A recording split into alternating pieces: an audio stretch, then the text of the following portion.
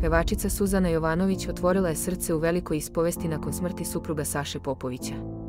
U razgovoru za Scandal priznala je koliko ju je estrada razočarala. Rekla je da joj danas ništa ne treba osim mira.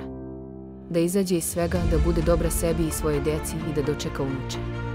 To bi, kako kaže, njen Sale najviše voleo. Obećala mu je, dok je još bio svestan, da će ispuniti sve što su zajedno planirali.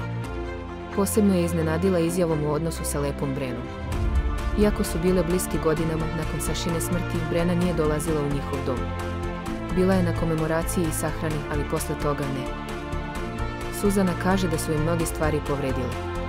Ne traži ništa osim ljudske reči i toplog razgovora. Ništa više.